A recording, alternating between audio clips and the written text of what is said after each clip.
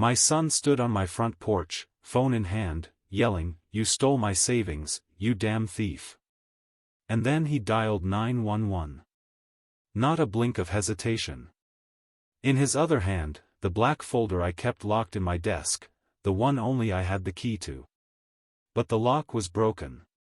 How did he get it, and how long had he been planning this? It started with something small, as it always does. That morning, I noticed the coffee was colder than usual, even though I'd just poured it. My son was already up, sitting at the kitchen table, scrolling on his phone, legs kicked up like he owned the place. I walked in holding my usual cup, the one I'd used every morning since his mother passed, and set it gently down beside the newspaper. He didn't look up.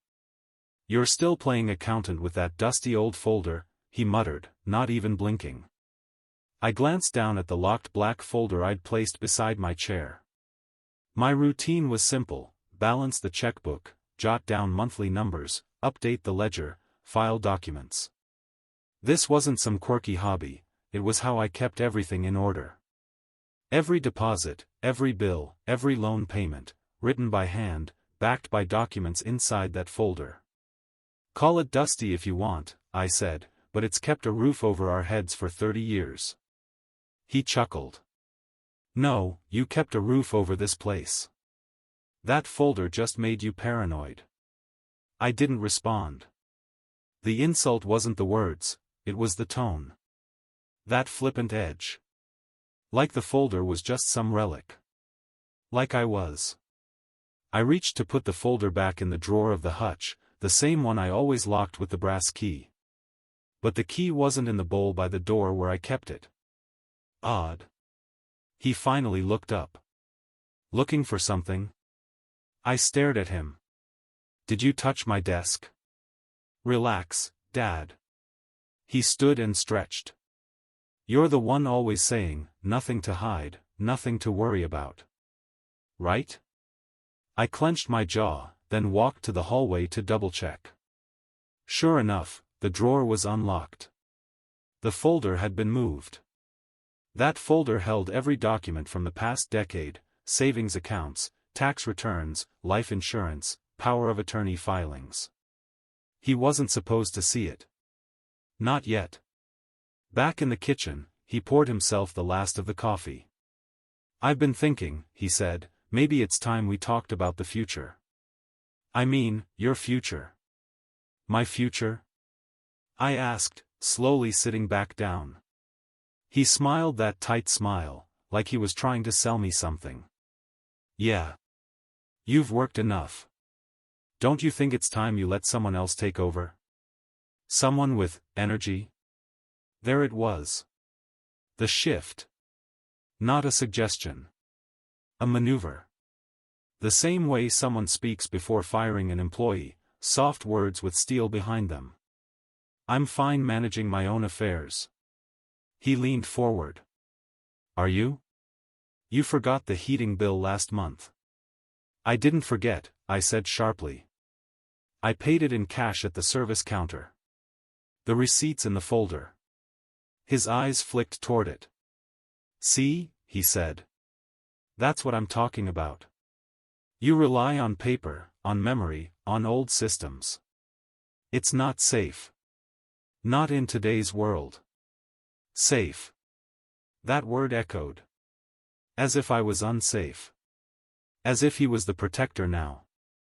The folder sat beside me like a loaded gun. Heavy. Dangerous. He knew what was in it, or enough to try twisting it. I picked it up and headed to my room.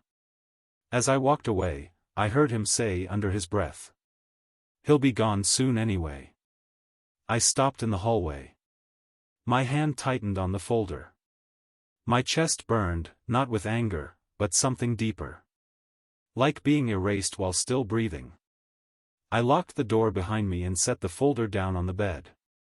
I didn't open it. I just stared at it, hands trembling slightly. That black leather was worn smooth from years of use, but it had never looked more threatening. I thought about his smirk. The way he tested the waters, pushing my boundaries 1 inch at a time. And I thought about something darker. Why now? What had changed? That night, I opened the drawer again to put the folder back, but found something else in its place. A copy of a new document. Printed, unsigned. It was a power of attorney form. My name filled in the top. His name written in the grantee field. And it wasn't my handwriting. That black folder had protected my family's legacy for decades. Now, it was the weapon they were trying to use against me. It was during the neighborhood potluck that the humiliation began to take shape, not behind closed doors, but out in the open, with coleslaw, folding chairs, and cold lemonade. My son insisted we go together. People will ask questions if you don't show, he said. But I could already see the questions forming, from him. The real performance wasn't for the neighbors. It was for leverage. He wore a crisp polo shirt. I wore the same denim shirt I always did. Comfortable. Familiar. Not fancy, but clean. When we arrived, the lawn was full. Kids played tag.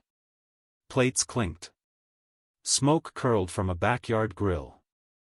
And the moment we stepped in, I noticed the shift in energy, subtle, but real. Linda from across the street waved, but her smile faltered as she looked at my son. "You two holding up okay?" she asked. He stepped in before I could speak. "We're managing. It's just been a lot lately, helping Dad with his finances and all that." I froze. She blinked. "Oh. I thought you were still working at the bank." He grinned. "I am. But I've taken a bit more control at home. Someone has to make sure nothing slips through the cracks." His voice dripped with pride. But it wasn't the kind that came from helping, it was the kind that came from conquering. I pulled him aside. "What was that?" "Just being honest," he whispered. "You can't keep pretending everything's fine. Not with that folder full of outdated papers and handwritten notes. You're vulnerable." "I'm not the one making speeches behind people's backs," I replied. He leaned in closer. "Then let's stop pretending. You want to stay in this house? Fine. But you hand over access, bank, folder, everything. Or we start the process. Legal guardianship, Dad." There it was. The ultimatum. Dressed like concern, wrapped in a smile. But a knife all the same. "You'd take me to court?" He didn't flinch. "If that's what it takes to protect what's left." I looked at him, really looked, and realized he believed every word he was saying. To him, this wasn't betrayal, it was strategy. And the folder? That was the battleground. I didn't speak again. Not to him. Not to anyone. Until I heard it. "So is your dad, okay?" someone asked nearby. It was Rick, the local hardware guy, talking to a small group around the cooler. My son laughed. "Honestly? He's got good days and bad. You know how it is. But yeah, we're stepping in before it gets worse." Laughter. Nods. Not pity. Agreement. I stepped forward. "I'm right here, Rick," I said. Loud enough for everyone. Rick turned, startled. "Oh, hey, no offense, just making sure everything's good." I stared at my son. "Tell them what's really going on." He raised his eyebrows. "Dad, don't make a scene." "You mean like you just did? Telling people I'm slipping? That I can't manage my life?" A silence fell over the crowd. Rick coughed. "Hey, we don't want to get in the middle." "You already are," I said, then turned to the group. "Every document you've ever signed with me at the bank?" I filed. "Every donation you gave to the town fundraiser?" I recorded. In ink. I'm not confused. I'm not failing. But apparently, being quiet and careful is now considered weakness. I turned and walked away. My hands trembled, not with age, but with rage. At home, I opened the folder. Not to review documents, but to reclaim something. Inside, tucked between old tax files and insurance papers, was the original letter from my wife. The one she left for me before passing. Her handwriting was still neat and firm. Let them learn to build. You taught them enough. It reminded me, I'd already given him everything: education, shelter, the chance to stand on his own.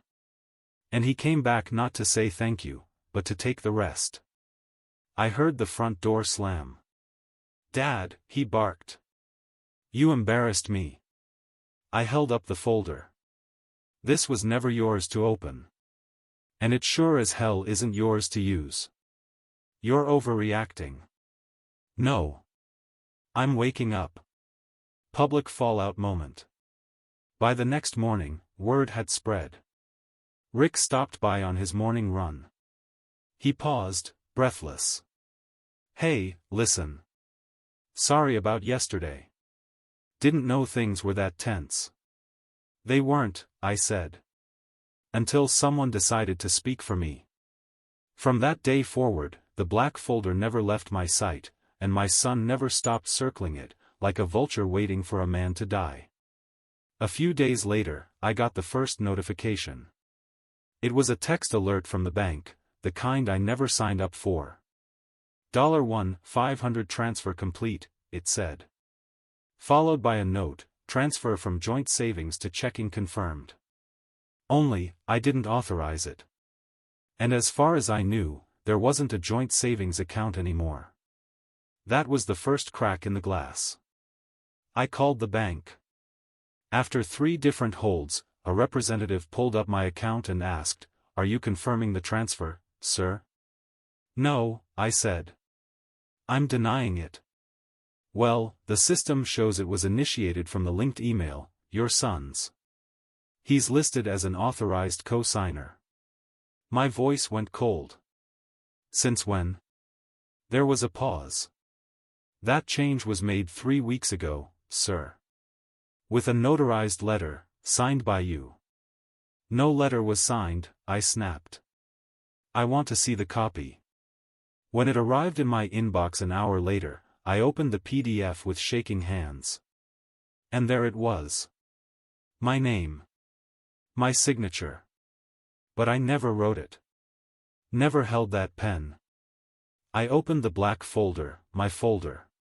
Inside, I flipped through each original document, every notarized item. All accounted for. All legit. Except this one wasn't in there. He'd forged me. My son. The one I raised with Sunday chores and handwritten allowance sheets. The one I taught to count cash before he learned to count stars. He had stolen access to what little remained of my retirement, and he had done it like a coward. Behind my back. With my name. I stood by the desk, folder wide open. The ledger was there too, my handwritten record, line by line, every deposit I ever made into his college fund, every dime that sat untouched for years. My savings. I flipped to the last page. And my heart sank. 2 entries were highlighted in bright orange. March 14th, withdrawal, $5,000, emergency remodel. March 28th, withdrawal, $3,500, medical expense, DL. Neither of those were mine. They were logged through my login. Pulled from my account. But not in my writing. Not in my hand. They'd used the login credentials saved on my old laptop. I always told myself I'd change the password. I never did. I confronted him that night after dinner. We sat in the living room. The silence between us was thick, like dust in a locked attic. "You used my name," I said. He didn't pretend to misunderstand. "For what?" "For access," I replied. "The bank showed me the document." He shrugged. "I just needed to smooth things over. The remodel ran long, and her meds weren't covered. It's not like you're hurting for money. It wasn't your money. I'm your son. That's not a free pass. His eyes narrowed. It should be. I opened the black folder in front of him. These aren't just papers. This is a record of trust. Of time. Of every damn hour I worked so you could have a shot in this world. He laughed, sharp, bitter. You think keeping a folder makes you noble? It's pathetic. You act like a king with a crown of receipts. I slammed it shut. That crown paid your tuition. Fed you. Carried this house when you flunked your first job. You have no right to touch what isn't yours. He stood. I have every right. You're old. You're slipping. You can't even keep up with your own accounts anymore. He stormed off. And for the first time, I didn't follow him. I sat there, hands on the folder, fingers trembling. I wasn't angry. Not yet. I was processing the truth. My son had crossed the line, and believed he was justified. Later that night, I heard him on the phone. Muffled voice. Closed door. We need more, he was saying. He's got enough stash to cover it. I've seen the files. Once he signs it over, we're clear. I didn't need to hear the rest. They weren't just spending what I saved, they were planning a full takeover. That folder had become a threat. A relic of truth too inconvenient to leave standing. What they didn't know was, I had made copies. Stored in a safe they didn't know existed. And I'd just written a new entry in red ink, under their forged withdrawals. April 1st, betrayal logged. Truth pending. The next morning, I found the black folder slightly ajar on my desk. I hadn't left it that way. My hands hovered over it like it was a crime scene. I eased it open. Pages were still there, organized, intact. At least, that's what I thought at first. Until I reached for the section on property ownership. One page was gone. Not out of place. Gone. That was the first twist of the knife. I flipped the folder upside down. Nothing fell out. No misplaced sheets. No misfiled tabs. I checked under the desk, around the drawers, even beneath the rug. I kept everything in that folder. Every transaction. Every deed. And that missing page, it wasn't just paper. It was the property title transfer from 15 years ago. The document proving I bought this house outright after my wife passed.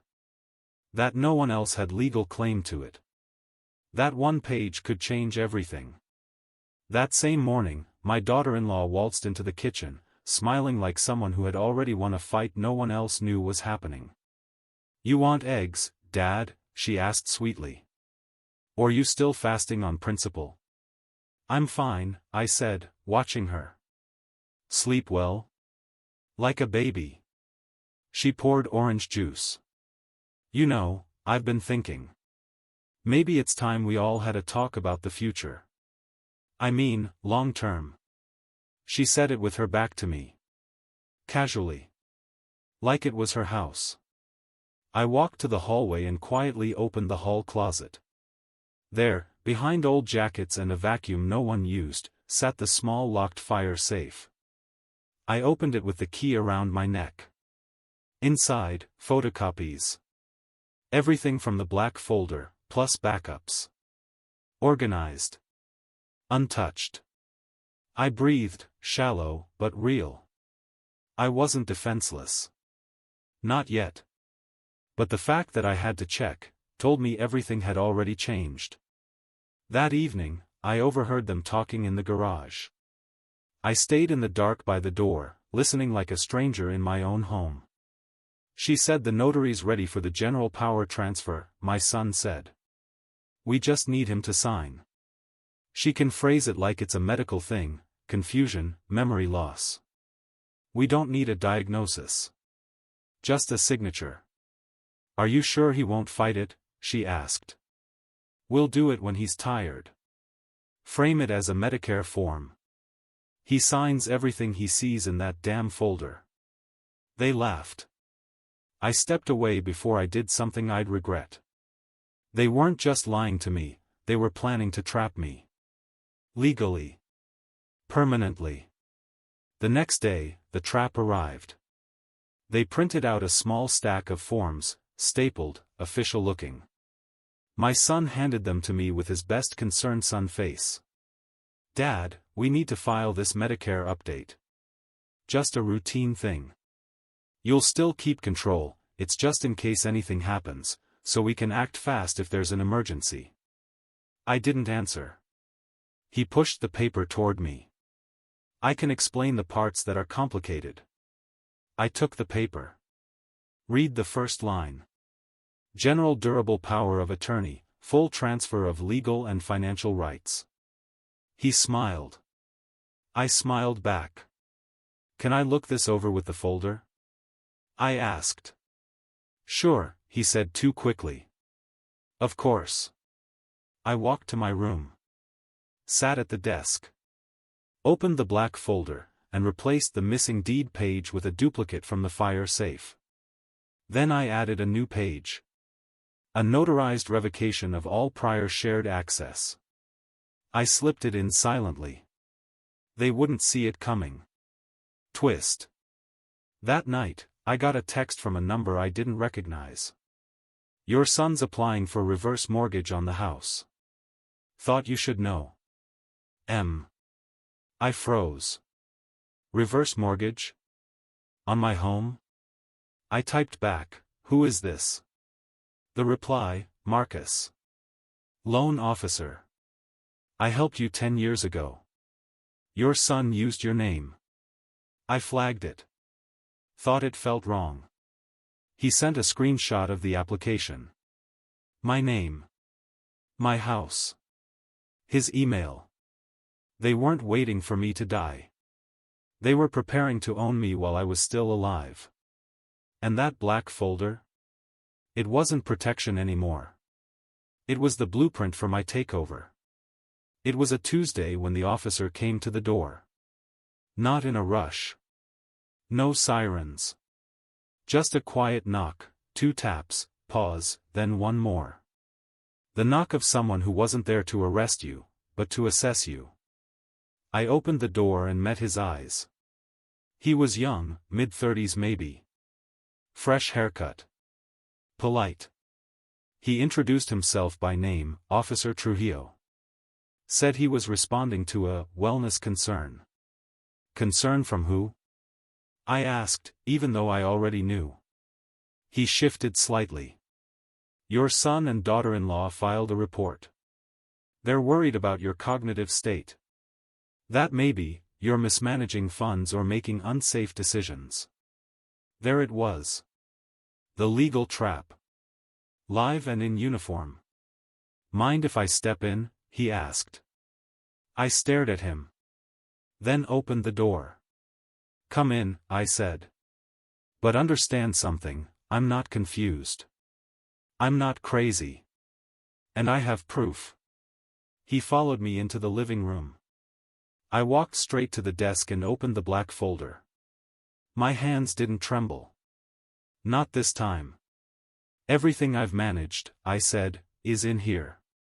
30 years of documents, bank records, taxes, insurance, titles, all organized. I didn't call you. They did. But they also failed to mention that I revoked their access 2 weeks ago. I handed him the revocation notice. Stamped. Signed. Notarized. He looked it over, quiet. Nodded slowly. Do you mind if I ask you a few questions? He said. Ask away. Do you know what day it is? Tuesday. September 17th. Who's the current president? I raised an eyebrow. You came all the way here to play trivia? He smiled faintly. Fair. But I still have to ask.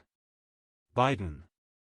Though frankly, I'd rather not think about any of them right now. He chuckled. All right. He flipped through a few pages in the folder. His expression shifted. This is incredibly detailed, he said.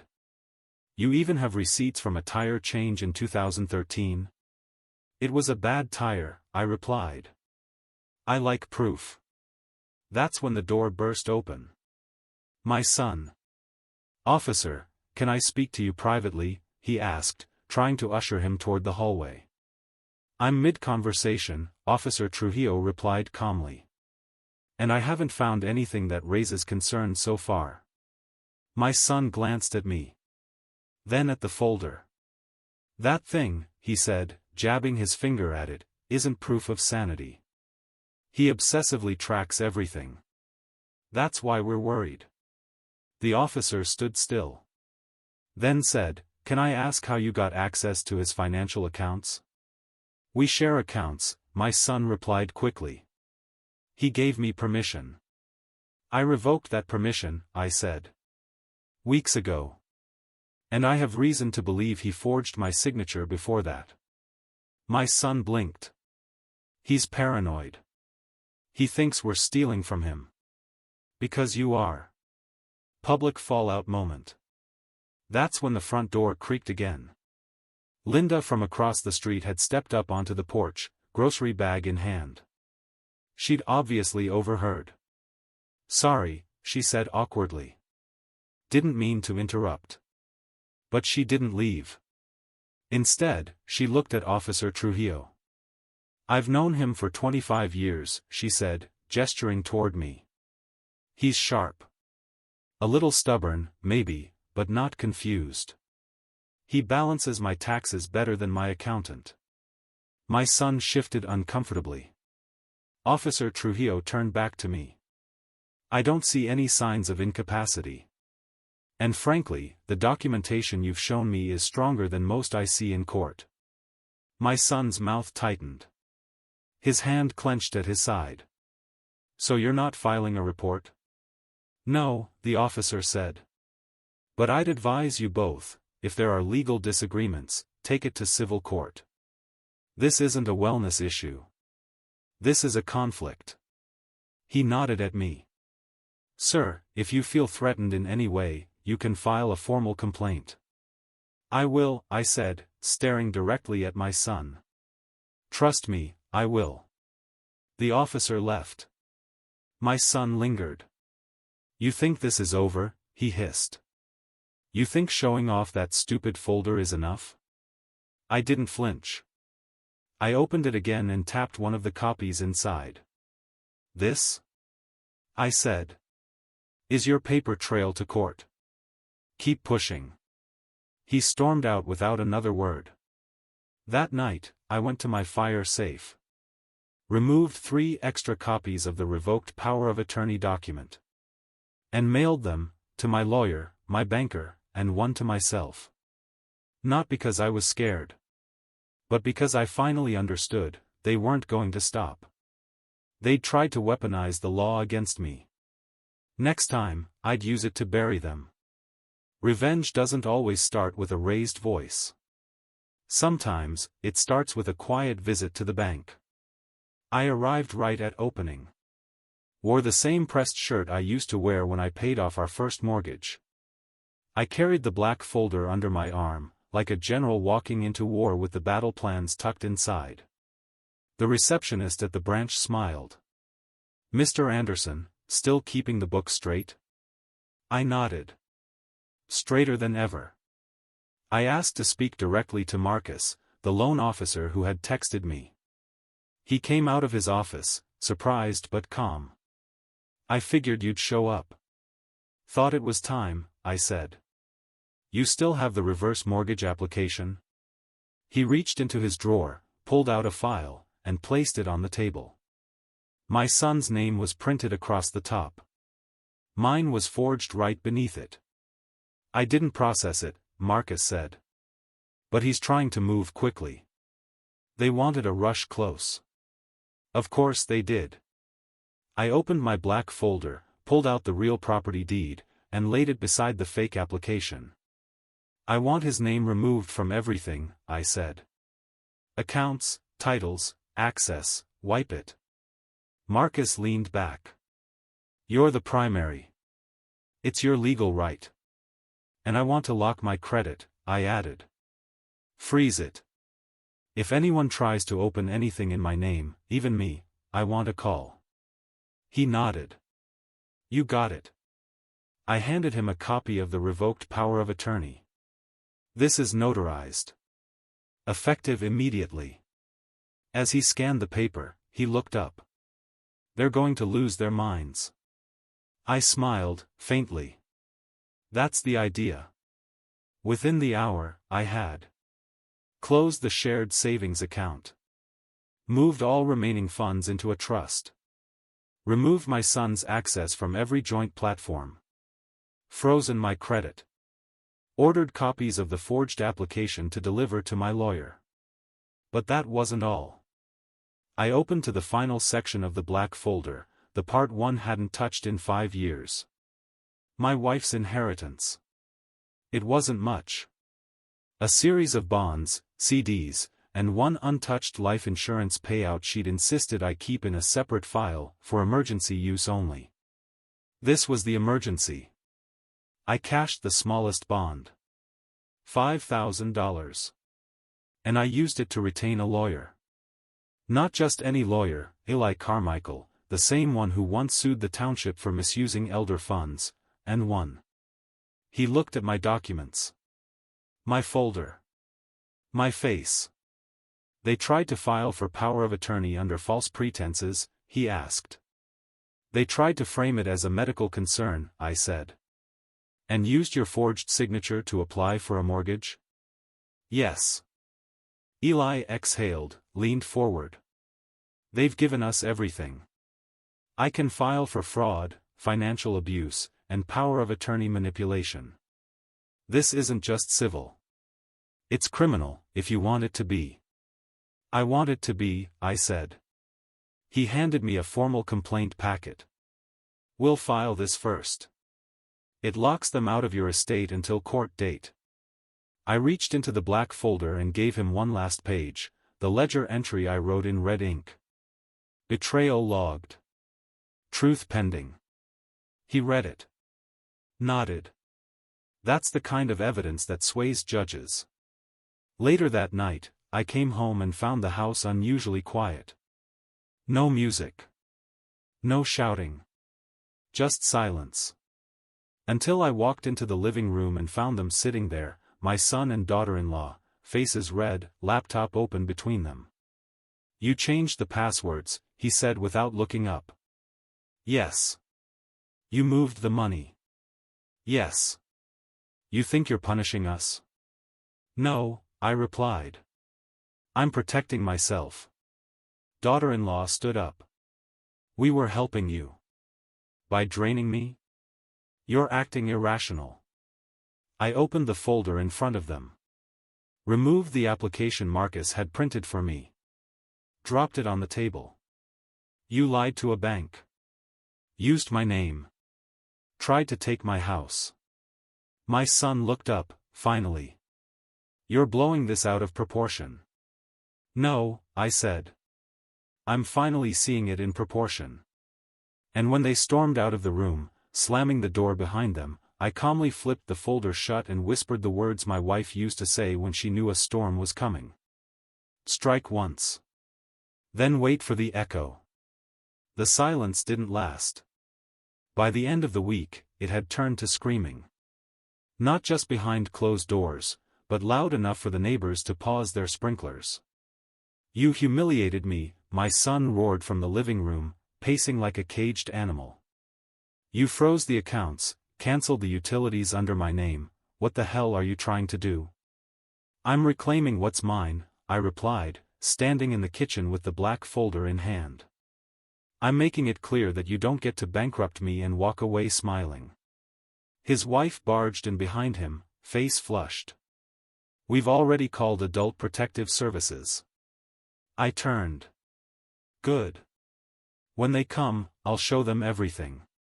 Oh, they're not coming to help you, she snapped. They're investigating you. You're unstable, unpredictable. We told them you locked yourself in your room for days, wrote things in red ink, and started talking to dead people. That one stung.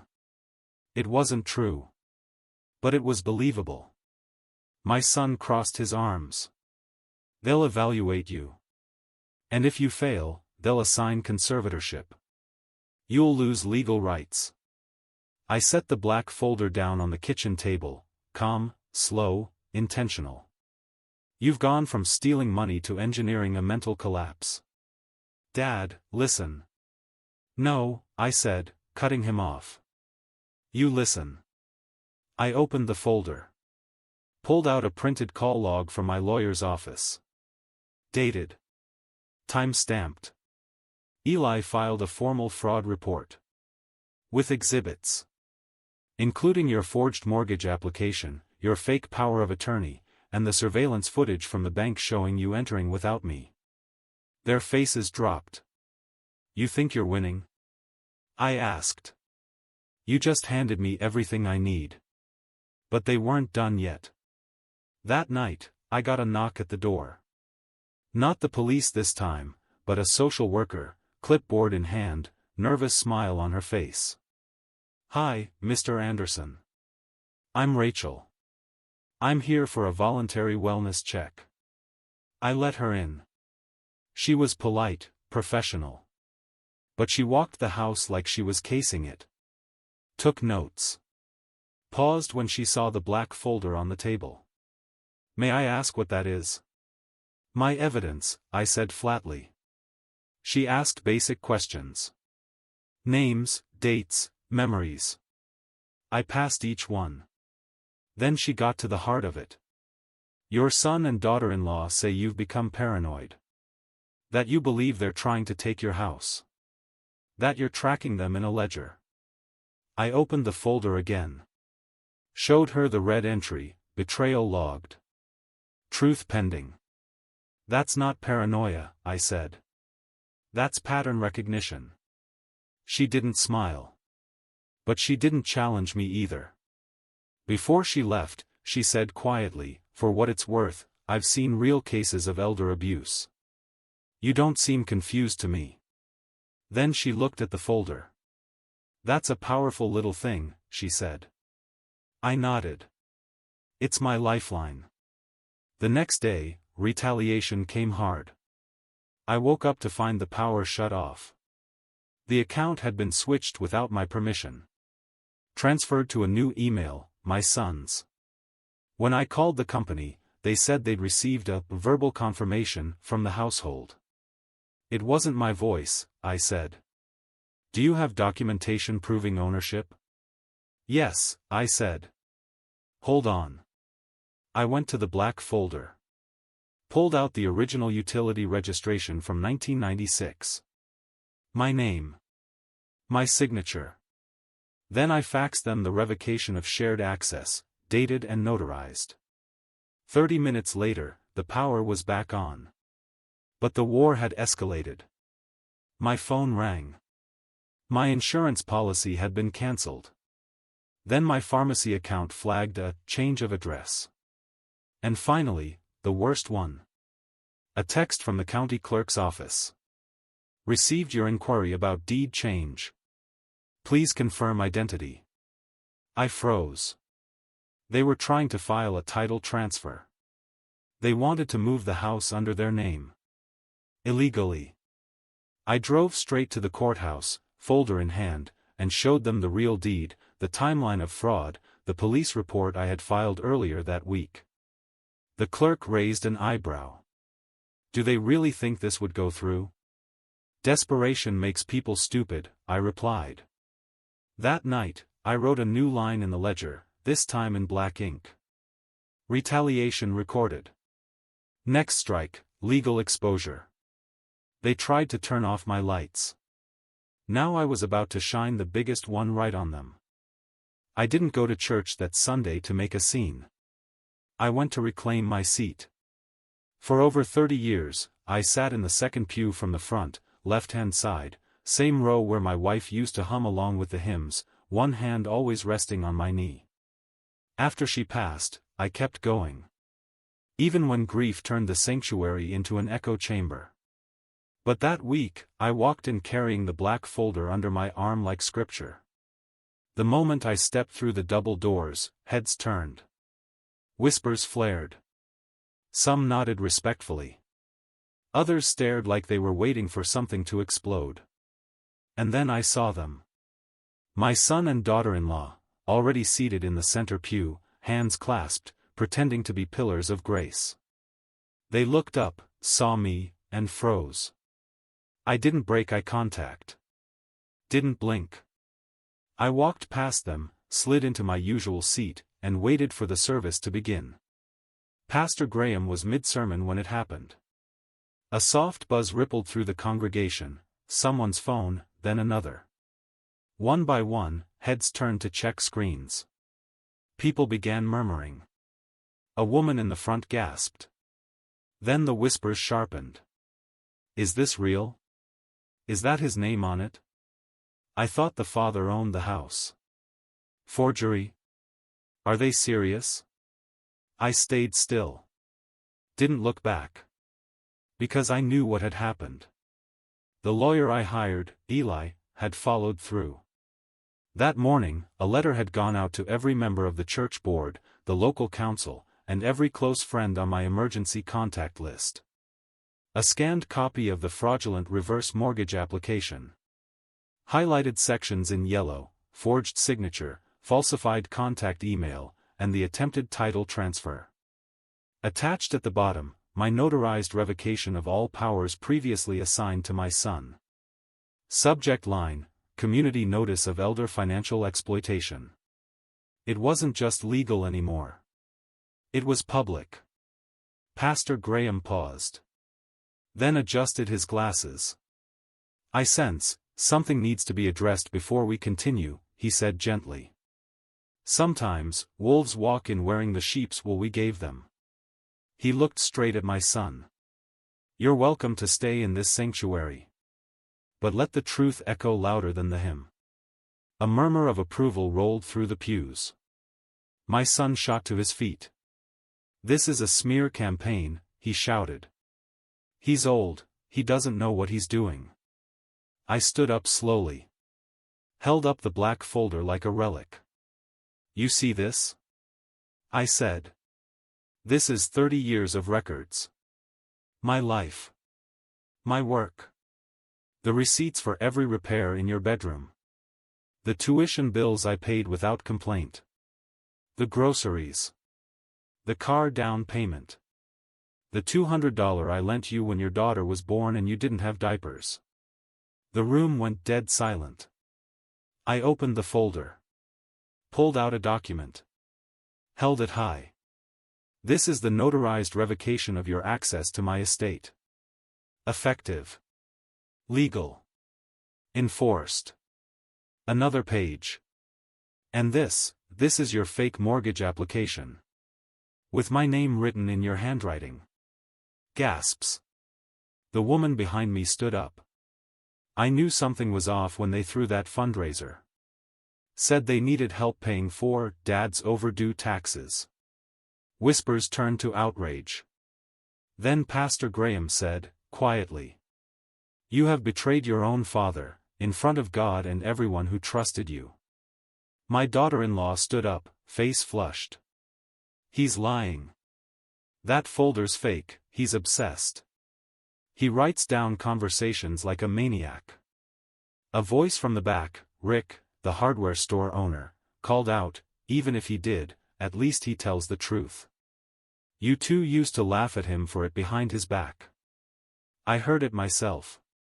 She froze. My son reached for her arm. Let's go. But she yanked away. No. You said he was senile. You said we'd inherit everything by the summer. You lied to me. She turned back to me.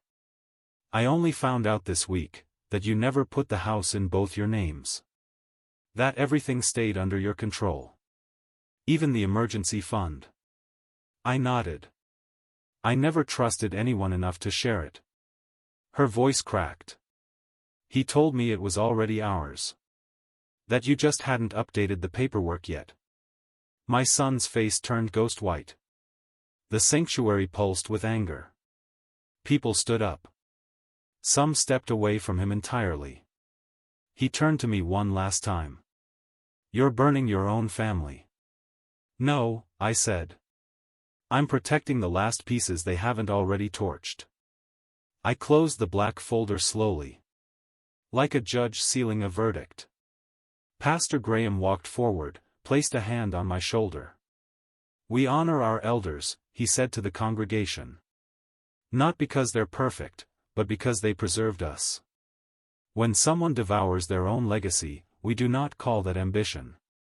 We call it sin. My son and daughter-in-law stormed out.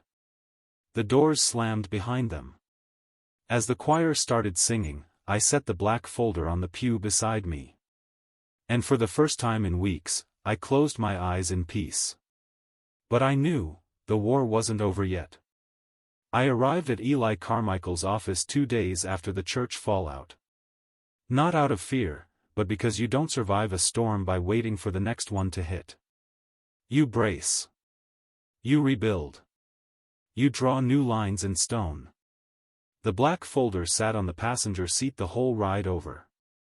I'd added 2 new documents to it since Sunday, witness statements from 3 neighbors, and a signed letter from Pastor Graham affirming my mental soundness and financial clarity. When I stepped into Eli's office, he was already reviewing a stack of reports. Looks like your family just made the local paper, he said without looking up. Anonymous tip. Stories called, Man Battles Son Over Alleged Estate Theft, Church Witnesses Speak Out. I sat across from him. I didn't plant it. He grinned. Didn't say you did. But it helps. He slid a folder across the desk. Inside were the official court documents he'd drafted. Civil complaint for financial elder abuse. Petition to nullify unauthorized power of attorney. Restraining order request, estate tampering and harassment. I'm ready, I said. He nodded. We'll file this today. Judge should review it by end of week.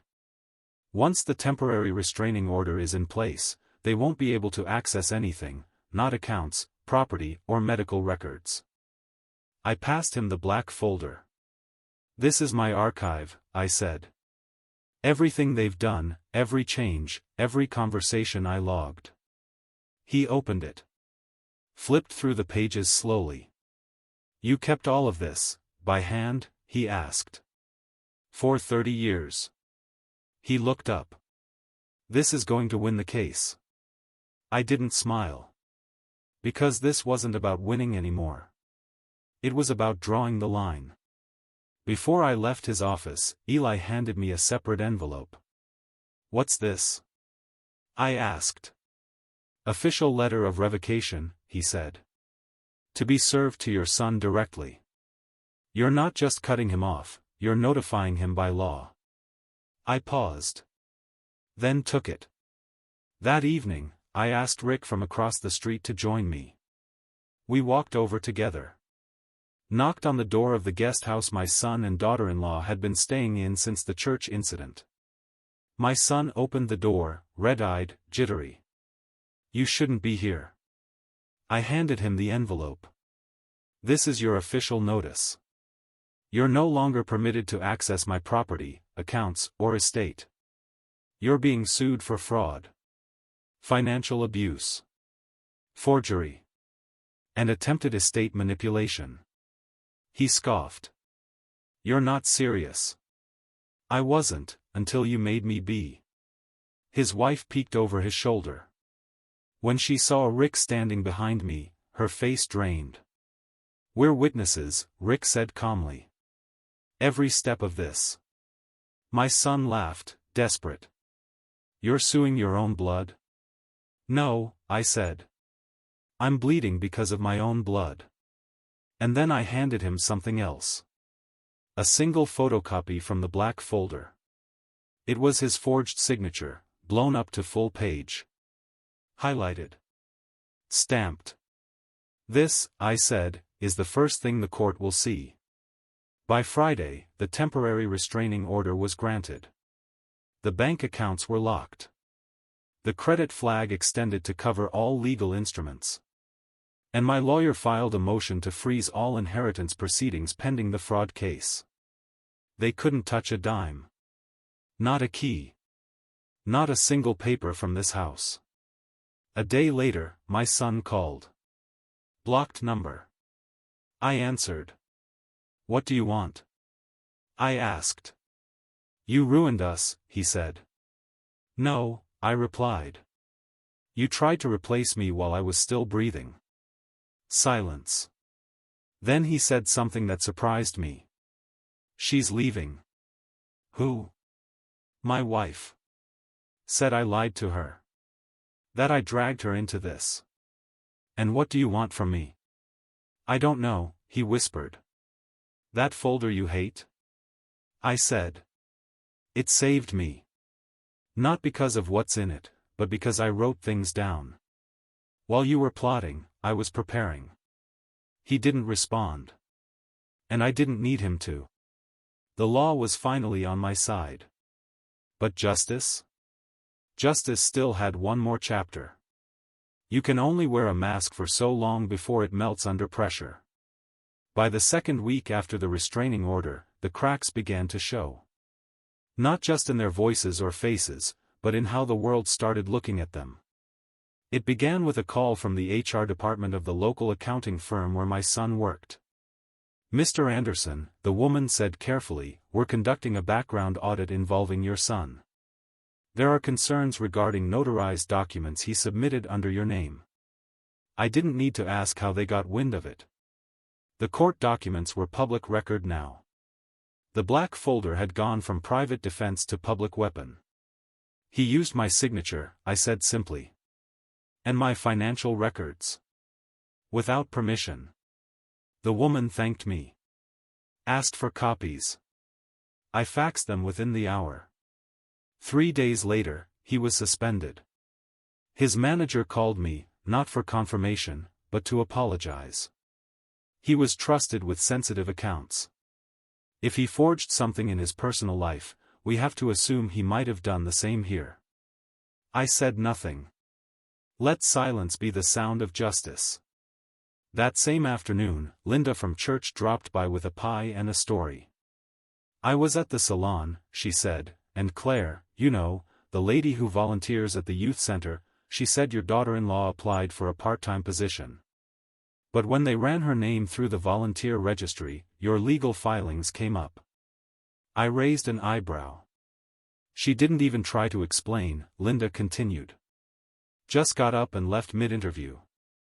The community they thought would protect them had flipped. Not out of spite, but out of instinct. People may forgive mistakes. But they don't forget betrayal, especially when it wears a church smile and a courtroom signature. That night, I sat in my study with the black folder open in front of me. The pages were beginning to soften from use, fingerprints worn into the corners. I added a new sheet. August 3rd, employment fallout. Social collapse. Truth wins slowly, but publicly. The folder no longer just protected my past. It was now a living record of their unraveling. That same week, they showed up again. Not at my door, but at my lawyer's office. Eli called me after. They came in begging for a deal, he said. Said they'd return any funds they touched. Asked if we'd drop the charges if they signed over any inheritance rights. I paused. What did you say? I said we'd consider it, if you agreed. I didn't answer right away. Because a part of me, an old, soft part, still wanted to believe they'd come clean. But then I remembered the forged forms. The locked account. The power shut off. The fake wellness reports. And I shook my head. No deal, I said. They need to stand in the wreckage they built. The next morning, I got a message from an unknown number. It was a photo. My son, sitting alone outside the courthouse. Same suit he wore at his wedding. No shoes. He looked hollow. The next image was from a gas station. Daughter-in-law sitting in the passenger seat of a car packed with boxes. Caption, moving out. Said they burned every bridge. It didn't bring me joy. But it brought me clarity. The son I raised had collapsed beneath the weight of his own lies. And I had let him. Because dignity isn't something you can loan out. It's something you protect, until others learn how to earn it themselves. As I closed the black folder that night, I realized I wasn't documenting betrayal anymore. I was now documenting their consequences. And the final entries hadn't even been written yet. You never forget the sound of a small town turning its back on someone. It doesn't happen all at once. It doesn't happen with sirens or torches. It happens in whispers, in glances, in the way doors stop opening and people start pretending not to see you across the street. For my son and his wife, it all came crashing down at Maggie's diner, the same place where he used to brag about job promotions over hash browns and cherry pie. It was a Thursday. Quiet lunch crowd. Mostly locals, postal clerks, retired teachers, a few high school coaches. I didn't plan to be there. But I had business nearby and figured I'd grab a coffee. When I walked in, I noticed them immediately. Corner booth. Same one we used to share when he was just a kid and I'd take him out for pancakes after Sunday chores. Now he was slumped over a cup of coffee, suit wrinkled, tie missing, wife picking at toast she wasn't eating. Their world had shrunk to that corner. I didn't speak to them. Didn't need to. Because the moment I stepped inside, a few heads turned, and they noticed. Mr. Anderson. Maggie called from the counter. Your usual? I nodded. Sat at the counter. That's when it started. One by one, people glanced between me and them. It didn't take long before the hum of quiet conversation gave way to something sharper. Murmurs. Then full sentences. I can't believe they tried to take his house. He built that place with his own hands. Forged the documents, they said. In court filings. It's all real. My son heard it. I could see it in the way his jaw clenched, the way he reached for his cup but didn't drink. His wife muttered something, and he stood up. Fast. Abrupt. Like maybe he thought he could outrun the whispers. He stepped forward. Toward me. The diner went quiet. I didn't turn to face him. I just kept stirring my coffee. You win, he said under his breath. You ruined us. I looked at him, calm, clear. You did that yourself. He raised his voice. This town's poisoned. You think you're a hero because you kept a damn folder? I didn't flinch. I reached into my bag. Pulled out the black folder. Set it gently on the counter beside my plate. And everyone saw it. It was no longer just mine. It was the symbol. Of truth. Of record. Of proof. Maggie stepped forward from the kitchen. Your dad came in here every Sunday for 20 years. Sat at that booth with your mom. Paid in cash. Tipped in full. Never once bragged, never once complained. She folded her arms. And you? You came in here last month asking for a loan for renovations. Said your father co-signed. But he didn't, did he? My son opened his mouth. Then closed it. Someone from the far booth, the high school coach, called out, I told my boy to never lie to his parents. You should have listened. Laughter rippled through the diner, not cruel, but final. I stood up slowly. Picked up the black folder. Faced him. I don't need to humiliate you, I said. The truth already has. His wife grabbed her purse, cheeks burning. Let's go. They left in silence. The door slammed shut. But the fallout didn't stop there. Later that day, I found a letter in my mailbox. Handwritten. It was from the local realtor association. My daughter-in-law had applied for a referral license. They'd reviewed the filings. Seen the court records. Application denied. The same evening, Rick stopped by. They showed up at the VFW, he said, asking if anyone could help them find housing. Said they were being forced out by a vengeful father. I stared at him. What did you say? He smiled. I said the father they're talking about was the same man who helped rebuild our roof after the tornado in '08, and that anyone who forged a signature deserves to sleep under one of their own lies. That night, I sat at the kitchen table. Alone. But not lonely. I opened the folder one last time for the day. Wrote in clean black ink. Public rejection complete. Community now carries the story. They tried to exile me from my own dignity. But now they were the ones walking without a place to stand. Revenge isn't always a loud victory. Sometimes, it's a signature on a quiet envelope.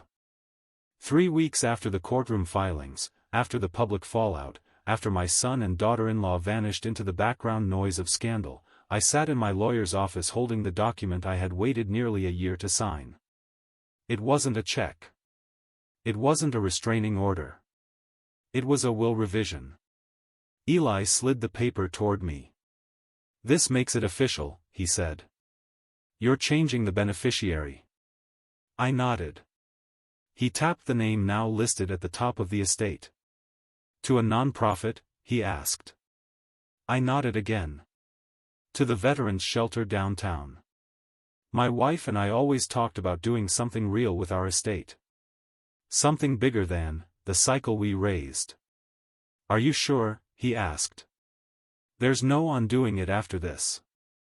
I opened the black folder. Tucked in the side sleeve was a faded Polaroid, my wife holding our infant son on her lap, both of them smiling like life was just beginning. I gave him everything, I said. Time, money, forgiveness, second chances. I slid the photo out and placed it face up on the desk. He traded it for control. Eli said nothing. The silence was heavy, but clean. I signed the paper. This wasn't just legal. It was emotional. Removing my son from the will wasn't about the money. It was about the message. You betrayed me. Then you do not carry my name forward. You do not inherit the dignity you tried to destroy. And just like that, the black folder went from defense to closure. But that wasn't the end. 2 days later, I received a handwritten letter. No return address. Inside, a torn page from an old notebook, dated 4 years ago. It was written by my wife. I recognized her handwriting instantly. The ink was fading, but the words were loud. If he ever tries to take what's yours, don't fight with anger. Fight with paper. Paper can't lie. And you always kept the better records. I sat back in my chair, stunned. I had no idea she had written that. No idea it even existed. I flipped it over. One line scribbled on the back. You'll know when it's time to open the black folder for the last time. That night, I opened it again. Not to add another page. But to remove something. The original will, unsigned. I burned it in the fireplace. Watched the flames erase a future I no longer owed anyone. And in its place, I tucked my wife's letter, her words now the last thing in the folder. Not his name. Not his signature. Hers. The next morning, I delivered the folder to Eli. I don't need to carry it anymore, I said. Let it be filed, archived, whatever you lawyers do. He smiled. You're finally done. No, I replied. I'm finally free. They thought they'd get everything when I died. Instead, I gave it all away, while I was still alive. And that was the most ruthless gift I could have given. It was dusk when they returned, not with demands this time, but with desperation. They didn't knock. They waited outside, sitting on the porch steps like strangers trying to remember how to come home. I saw them through the window, but I didn't move. I stirred my tea, watched the last sliver of sun stretch across the kitchen tiles, and reminded myself. I owed them nothing. But I opened the door anyway. He stood first. My son. Hair uncombed, suit too loose. The same man who once shouted for a power of attorney now couldn't look me in the eyes. I heard, he said. About the will. His voice cracked like a boy again. I heard what you did. I leaned on the doorframe. You mean what you did, and how I responded. His wife stood beside him, arms folded, this time not in anger, but to hold herself together. We lost everything, she whispered. The job. The lease. The reputation. No one will even rent to us in this town. My son looked up. You made sure of that? No, I said. You made sure of that the moment you forged my name. He stepped forward. Not aggressively, just close enough that I could see the lines around his eyes, etched deeper than I remembered. I was scared, he said. Scared we wouldn't have enough. That you were hiding everything. That you'd leave us nothing. You were wrong, I replied. I wasn't hiding. I was protecting. And not just myself, you. From your own greed. He dropped his head into his hands. I messed up. I know that now. Then, slowly, he knelt. Right there. On my porch. I'm not asking for money, he said. I'm asking for mercy. A second chance. Please, Dad. For a long moment, the only sound was the wind curling around the gutter. Then his wife knelt too. We don't want the house. Or the inheritance, she said. We just want some peace. Somewhere to start over. I looked at them. Kneeling. Humbled. And for the first time, I saw what my wife used to hope for, that one day, he'd see himself, not as a victim, but as a man who chose the easy path over the right one. You want peace? I said quietly. Then earn it. I stepped back inside. Returned with a yellow envelope, not the black folder. That was gone now. I handed it to him. Inside was a single page, a reference letter I had written and signed, stating he had once helped manage my accounts, that he had since been removed, but had taken steps to reconcile. It won't erase your record, I said. But it might open a door. Somewhere. He looked at it like it was water in a desert. Thank you. But, I added, voice sharp, don't confuse this with forgiveness. Forgiveness is earned over time. You've taken your first honest step today, but only one. They both nodded. I watched them walk away, not victorious, not welcomed back, but not turned away either. And that was the balance I could live with. Mercy didn't mean forgetting.